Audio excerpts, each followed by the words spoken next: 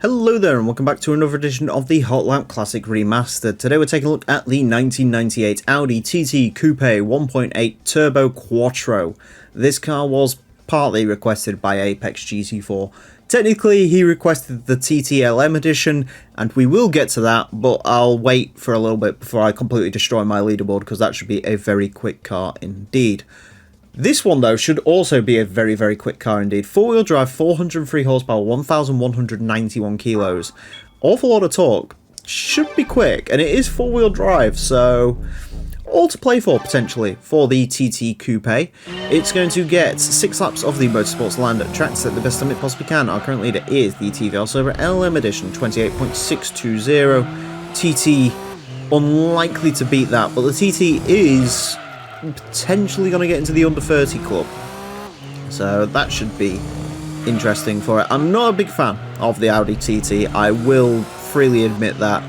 It is a glorified Golf with a new body put onto it, but this version of TT, I guess, grows on me slightly. I prefer the second generation when they started playing with 5 cylinders and stuff, and then the last generation of it was just a bit of a sort of, I don't know, a little bit like when they redesigned the Beetle for the last generation Beetle, and they just sort of took all the fun out of the TT. At least the TT was fun, and I suppose it's better to have a load of sort of cobbled together coupes than a bunch of cobbled together crossovers like we have nowadays. 30.324. I will say though, this one does come with quite a fantastic racing mod. So the base colours on this car in this game are terrible. But the racing modification, there's lots of silly colours available, like this bright yellow. It's supposed to look like the Audi R8R, I think it was called, which was like a precursor to the later R8, which would absolutely dominate Le Mans. This was slightly before that, so yeah, a bit of an interesting car. It's based on the TTLM's design. And that was a terrible first sector.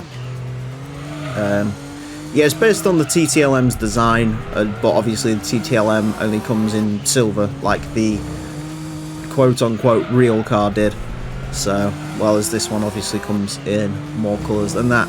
So you can sort of make a interesting TTLM on a budget, if you will.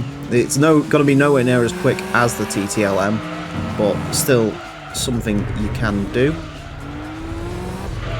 Just understeering. It's actually quite quick. It's just me trying to be competent driving it around here as well. Also isn't helping the TT's case. I think this might be a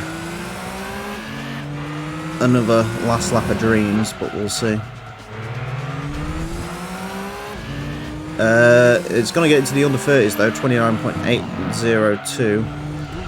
It's just this first corner, as so many four-wheel drive cars do.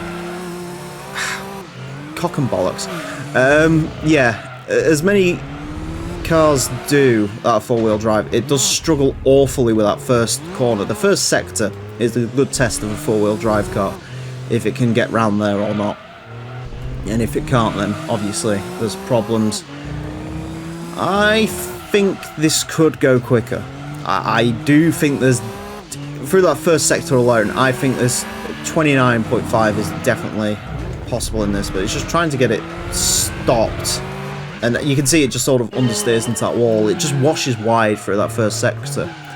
Other than the first sector, though, it's genuinely quite a nice car to drive. Yeah, it's good, actually. You know, I won't beat around the bush. I did say I don't like the TT, but I'll give it credit. It is pretty good. It's just that first sector, it just can't cope with that first sector. Yeah, there's definitely lap 3. Yeah, there's definitely the potential to go 29.5 in this, but it didn't. So 29.802 is what it gets.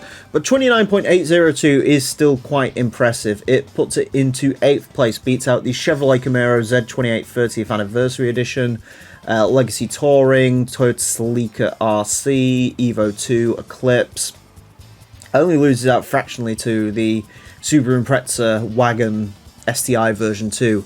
And while that car was less powerful, that car was also a lot more drivable through that first sector. Yeah, it's quick. It's legitimately quite quick. It bodes well for Audis, because we've seen before in the original running of this series, the TTLM should be very quick indeed. Audi S4 as well is also going to be a bit of a sleeper car, so... But we'll get to those when we do. Anyways, that's it for this episode. Thank you all very much for watching. I do hope you've enjoyed. And join me next time when I will be driving something completely different. Until then, farewell.